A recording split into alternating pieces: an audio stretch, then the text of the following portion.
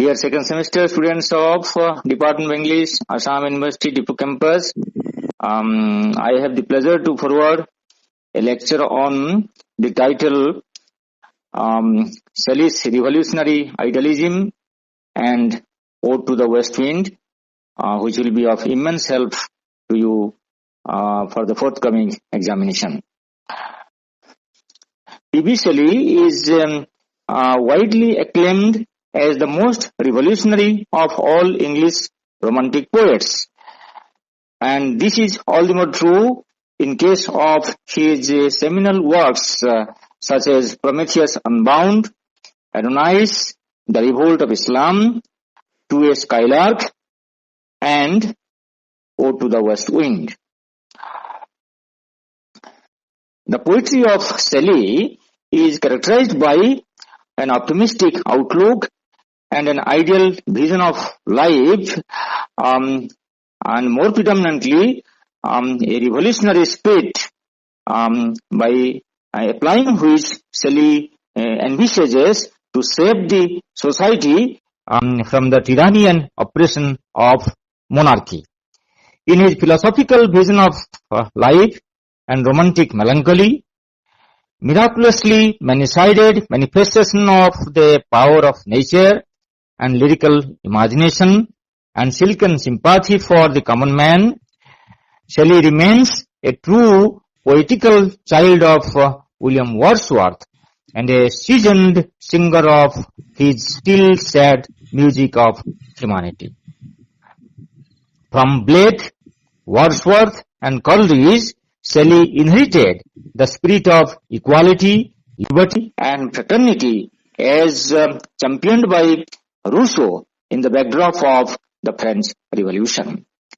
And at the same time, he also imbibed William Godwin's political philosophy of justice and his idea that corrupt government provides corrupt citizens. And the idea is strongly reminiscent of Godwin's deprecation of political anarchism as well.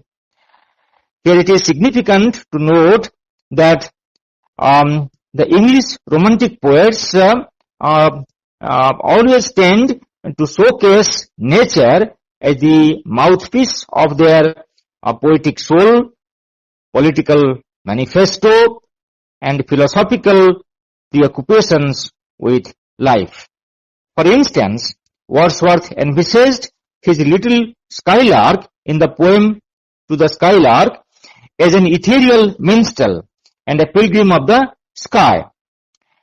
And in the same way, Keats envisions in his poem Ode to a Nightingale an ideal world of immortality and permanent beauty through the nightingale. And while doing so, Keats tended to contrast the world of permanence with the world of transience, where beauty cannot keep its lustrous eyes. I quote. Keats's bosom friend, P.B. Shelly, more poignantly presents his romantic melancholy and his awareness of the transient world, his revolutionary outlook, and visionary ideal of a golden age bereft of tyranny, exploitation, and discrimination in his two seminal poems, To a Skylark and Ode to the West Wind. Like Wordsworth's Skylark, the ethereal minstrel, Shelley's Skylark is his alter ego and the spokesman of his revolutionary spirit, romantic melancholy, and paradoxical philosophical vision of life, which is built upon the rudiments of pleasant pain and painful pleasure. I quote some lines from To a Skylark.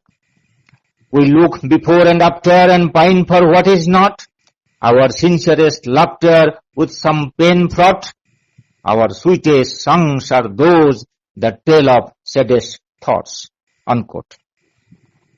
Similarly, Ode to the West Wind is a profoundly philosophical and revolutionary poem, that testifies Shelley's firm faith in the creative, destructive, and regenerative powers of nature. As an ode, it is conceived of as a philosophical musing on nature's miraculous, uncontrollable power epitomized by the wild west wind, apart from the poet's silken sympathy for the ailing humanity. The poem can be understood as Shelley's trumpet of freedom, as much as it can be also interpreted in terms of a dichotomy between the ideal and the real, the powerful and the powerless, the permanent and the transient.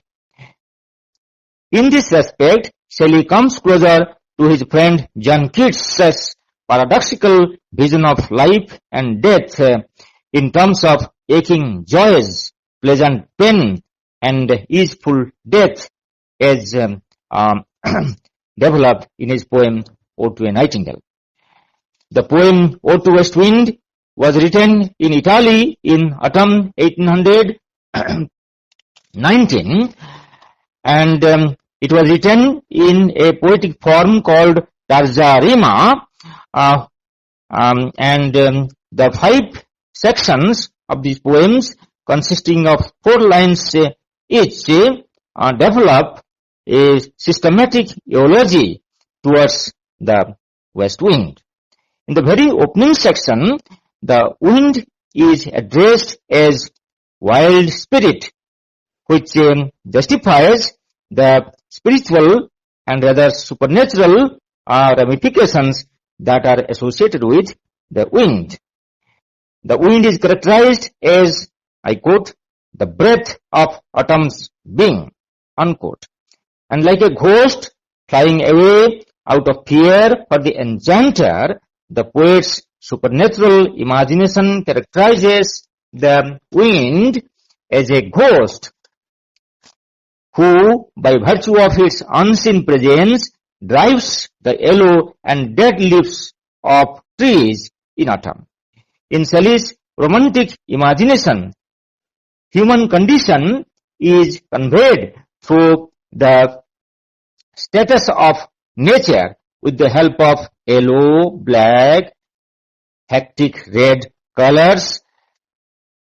The countless yellow and dead leaves are correlated with the to-be-dying condition of, I quote, pestilence-stricken multitudes, unquote, of people pushed to the margin by the oppressive hands of the powers at center. At the same time, the west wind is characterized constructively in the sense that it sways the wind seeds of the autumnal trees to lie buried under the dead leaves like a corpse within a grave, until the sweet showers of spring instills living hues and fragrance over the plains and hills, thereby signifying the functions of the wind in terms of 3 ramifications such as life, death, and the regeneration of new life. In the concluding lines of the first section, the poet characterizes the abstract and invisible west wind and elevates it to the states of a wild spirit moving everywhere as both destroyer of the old and the outdated and preserver of all that is good and beneficial for the society. This is a direct influence of Wordsworth on Shelley, insofar as Wordsworth treated nature always as a benevolent force. In section 2 of the poem, the poet elaborates miraculously the function of the west wind that facilitates by its torrential force the sleep skies commotion, the movement of loose clouds in the sky, resulting in form of lightning and rain, thereby negotiating a healthy relationship between heaven and ocean. This relationship between the higher and the lower world is brilliantly stated through the expression, I quote, the tangled boughs of heaven and ocean, unquote. The west wind creates commotion in the sky as well as the blue surface of the ocean, and the airy surge of the wind is compared to the bright hair uplifted from the head of some fierce monarch. The wind is paradoxically pictured as the giver of life as well as death, of a dreaming earth in the opening stanza and singer of a death song in the second stanza. I quote, thou dirge of the dying year on a closing night of a violent storm, signifying death, doom of vast sepulchre, unquote. The congregated might of the wind would result in a solid atmosphere of black rain and fire and bursting hailstorm, all these indicative of a cataclysmic end of the year, suggesting the end of winter and suggestively speaking, the end of the dark reign of tyranny and oppressive monarchy. In section 3, the wind comes down from the sky to exercise its sway over the Mediterranean Sea and awakens it from his summer dream, lulled by the coil of his crystalline streams. The roaring spirit of the wind creates noisy commotion in the Atlantic and the surrounding sea blooms and oozy woods and recognize the voice of the wind and suddenly go grey with fear.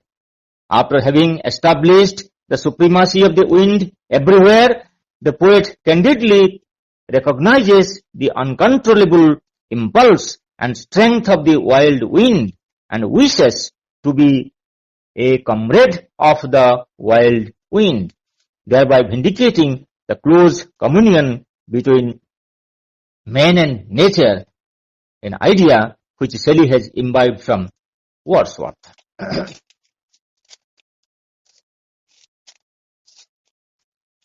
I quote, if I were a dead leaf, thou mightest bear.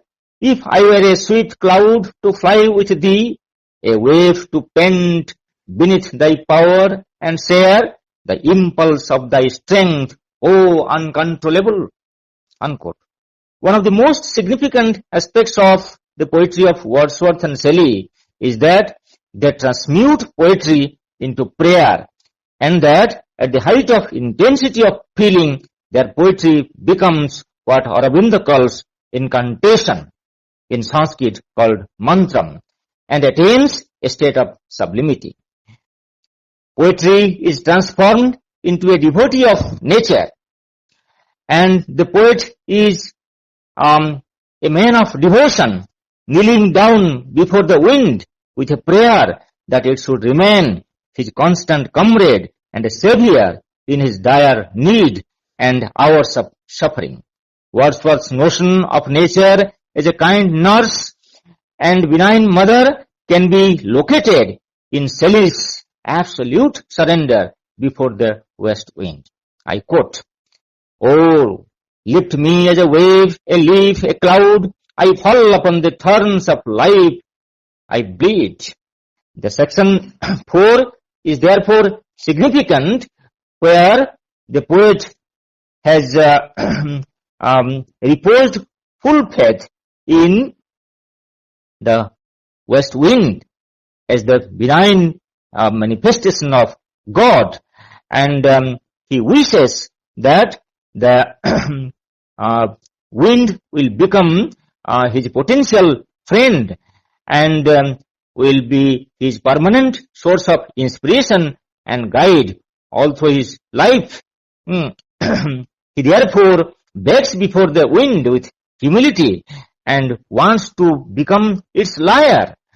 The poet calls upon the wind to lift him like a leaf, a wave, and a cloud from the thorns of life. He is hopeful that the wind will assist him in realizing his objective of driving dead thoughts from the world, and that by the blessings of the wind he would remain as much tameless, swift, and proud as the wind as possible. At the same time, the poet wishes to disseminate by the blessings of the wind his revolutionary ideology of freedom and fight against tyranny and exploitation in favor of a society of democracy and justice in true sense of the term. The poem ends with Shelley's robust, optimistic, revolutionary vision of an ideal society where good shall suppress and surpass evil. I quote the last line, "If winter comes, can spring be far behind?" And the last lines are highly significant in the poem because the poet once again invokes the wild west wind as a spirit fierce, I quote.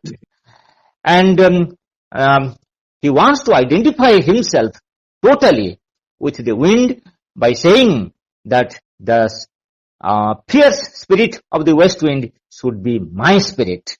And I quote, "Be thou, spirit fierce, my spirit, be thou me, impetuous one, drive my dead thoughts over the universe like withered leaves to quicken new birth, and by the incantation of this verse, scatter as from an unextinguished hearth ashes and sparks my words among mankind." Here it is important to note that Shelley is a powerful prophet of the world, and in West Wind he envisages a better world for mankind, a world which should be far away from favor and fear, from tyranny and corruption, from injustice and discrimination, and the poem therefore justifies itself a powerful incantation, a powerful manifesto of liberty, and a powerful trumpet of freedom, and there is a direct influence of the ideology of the French Revolution on B.B. Shelley through his poetical father William Wordsworth. On the whole, Ode to the West Wind is a philosophical poem that deals with the dichotomy between life and death, between west wind as a destroyer and west wind as a potential creator and preserver on the other hand. The dichotomy between west wind as a preserver and west wind as a destroyer justifies the fact that whether it is human world or natural world or for that matter divine world, dichotomy or duality characterizes human existence. And the last line is a prophetic message that justifies Shelley's revolutionary idealism that after suffering comes happiness, and after happiness comes suffering. And this can be closely correlated with our Indian thought which runs in Sanskrit, and I will wind up my lecture with this beautiful line from Sanskrit that after sorrow comes happiness, and after happiness comes sorrow, because these are all indispensable parts of the cyclic process of time. The line in Sanskrit goes like this: Dukkhad anantaram sukham, shukhad anantaram dukkham, chakravat parivartante, dukha nicha, sukha nicha. Thank you.